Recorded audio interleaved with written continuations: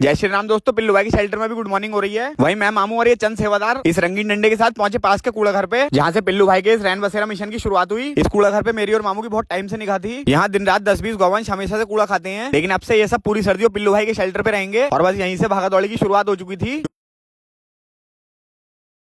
लेकिन ये सारे गौवंश बिल्कुल 100% ठीक हैं। बस पिल्लू भाई की शेल्टर की तरफ से हम इन्हें 3 महीने की सेवा देना चाहते हैं, जिससे ठंड और कोहरे से होने वाले एक्सीडेंटों से बचेंगे। तो फाइनली 5 मोटे मोटे ढोल पहुंच गए हैं पिल्लू भाई के शेल्टर में। तो इन्हें अंदर करने के बाद अभी 2 नंदी जी और थे जिन्हें हमें पकड़ना है, और ये वाले तो हमारी बैंड ही बजा देंगे। इधर छोटे वाले दरवाजे से मामू भी बिल्कुल अपने स्पोर्ट्स मोड पे थे, और उधर पिल्लू भाई भी अपनी गैंग के साथ रेस्क्यू में कूद पड़े। लेकिन नंदी जी भी कह रहे थे आज तो एक आध को गिरा के मानूंगा, और फिर पिल्लू भाई की बहुत सारी कोशिशों के बाद एक नंदी जी हाथ आए और एक भाग गए। तो फिलहाल अपनी बैटरी डाउन हो चुकी है, और आज की हमारी मेहनत देख के तो पिल्लू भाई भी बहुत ज्यादा खुश थे और बोले भैया नंदी जी आपसे कूड़ा नहीं खाएंगे। तो मैंने कहा हाँ पिल्लू भाई, तुम्हारी सेवा में एक नंबर खाना मिलेगा। इधर राजधानी एक्सप्रेस की तरफ भागती हुई डांडिया बेन भी सीधे अंदर। वहीं शेल्टर के बाहर एक और नंदी जी आ गए और बोले आओ थोड़ी रनिंग और कर लेते हैं। लेकिन हमसे फालतू की मेहनत कराने के बाद ये भी गोली हो गए। फिर शेल्टर के अंदर आगे पिया गया पानी, और केज में सारे पिल्ले बजरंगी से मजे ले रहे थे। इधर एक गौमाता नए मेहमानों के आने की खुशी में भूसे पे चढ़ी हुई थी। फिर अपनी गौमाताओं को प्यार करने के बाद पिल्लू भाई बोले कि मामू आपको तो बाजार जाना था। तभी मामू बोले अच्छा वो पिल्लू भाई याद दिला दिया। यहाँ गौमाताएं टाइम पास कर रही थी क्योंकि इनका रात का बेड लग चुका था और शाम के लिए हरा चारा भी बाहर आ चुका था। फिर मार्केट जाके मैंने और मामू ने लिए बड़े बड़े त्रिपाल। अभी फिलहाल यही रैन बसेरे की छत और दीवारें होने वाली है, और मामू की खुशी का राज थी मुल्ला जी के मुंह पे लगी बीड़ी। यहाँ से 5 सूजे लेके हम पहुंचे रस्सी लेने, क्योंकि अब हमें बहुत से गौमाता और नंदी जी पकड़नी है, तो हमें रस्सी तो चाहिए होगी। और चलते ब्लॉग में फोन नीचे गिर गया। तभी मैंने मामू पिल्लू भाई याद कर रहे हैं, चलो फटाफट शेल्टर। तो शेल्टर पहुंच के सारा सामान बाहर निकाला गया, क्योंकि शाम होने से पहले हमें त्रिपाल लगाना है, जिससे हमारे सारे नंदी जी और गौमाता रात में ओस से न भीगे। तभी पिल्लू भाई बोले थैंक यू मामू, आप बेजुबानों के लिए इतना सब कुछ कर रहे हो। फिर मैंने सेवादारों को बताया कि इस तरीके से काट के कट्टे अनफोल्ड करो। फिलहाल के लिए ये नंदी जी के भोजन थाल होंगे। उसके बाद मैंने और मामू ने फटाफट अनफोल्ड किया है मोटा सा त्रिपाल, जिसे देखकर लवली और सितारा बहुत ज्यादा खुश हो गए। तो फटाफट सारा त्रिपाल सीधा करके अंदर से लाई गई सीढ़ी, क्योंकि इधर से मैं त्रिपाल बांधूंगा और उधर से बांधेंगे सेवादार। तभी पिल्लू भाई बोले मामू अभी तो मेन टास्क है उन नंदी जी के गले में रस्सी डालना जिन्हें हमने पकड़ा है। तभी चिंटी दीदी बोली भैया अब तो ये शेल्टर के अंदर, अब तो हम इन्हें गिरा लेंगे। तो मैंने कहा मेरे चिंटू अगर तुम्हारे ऊपर गिर गया तो हमारा क्या होगा। फाइनली मैंने और मामू ने मिलकर पहले नंदी जी तो बांध लिए, और इसी के साथ मामू नंदी जी के गले में डालने के लिए बहुत सारे मुहेरे भी लाए हैं। तभी चिंटी बोली मामू इन्हें पकड़ो, मुझे बहुत देर से घूर रहे हैं। तो मैंने कहा लो चिंटी दीदी पकड़ लिया इन्हें भी। तभी पिल्लू भाई आए और बोले बढ़िया बढ़िया मेहनत से लगे रहो। तो मैंने कहा पिल्लू भाई अपनी गैंग को लेकर निकल लो यहाँ से। तो इन वालों को बांध के पिल्लू भाई बोले जल्दी आओ शाम हो रही है। फिर एक फेल्ड अटेम्प्ट हुआ इन काले वालों पे, फिर एक और फेल्ड अटेम्प्ट, और एट लास्ट तीसरे अटेम्प्ट पे नंदी जी हमारे हाथ आई गए। वहीं शेल्टर पे ब्रेक डांस होना तो एक आम बात हो चुकी है। तो इन वालों को बांधने के बाद त्रंबकेश्वर जी का स्वेटर ठीक करा गया। वहीं त्रिपाल बनने का काम भी बहुत ज्यादा जोरों शोरों से चल रहा था, क्योंकि कुछ ही देर बाद यहाँ नंदी जी आने स्टार्ट हो जाएंगे, जो कि हमने दिन में पकड़े हैं। और पहले नंदी जी बांधने के बाद मामू इनके लिए पुराल भी ले आए, जो कि हम हर एक नंदी जी के नीचे बिछाएंगे, जिससे उन्हें रात में बिल्कुल भी ठंड ना लगे। और दोस्तों ये हमारे शेल्टर के सबसे ताकतवर नंदी जी, और इनका नाम रखा है हमने शंकर जी। इन नंदी जी को वो लोग जानते होंगे जो हमारे साथ बहुत टाइम से जुड़े हुए हैं। ये बहुत टाइम से पिल्लू भाई के शेल्टर के बाहर पहरा देते थे और वहीं आराम करते थे, लेकिन इन सर्दियों ये भी अब हमारे साथ रहेंगे। महाराज जी इतने एग्रेसिव हो गए थे कि अर्जेंट में इनके नीचे घास बिछाई गई और रस्सी खोल के तुरंत इन्हें जगह पे विराजमान करा गया। और आज हमने टोटल 9 गौवंश पकड़े। और आपको भी अगर हमारी निस्वार्थ सेवा अच्छी लगी हो तो बहुत सारे लोगों को इस वीडियो को शेयर करके बेजुबानों के इस रैन बसेरे को आगे बढ़ाएं। बोलो हर हर महादेव।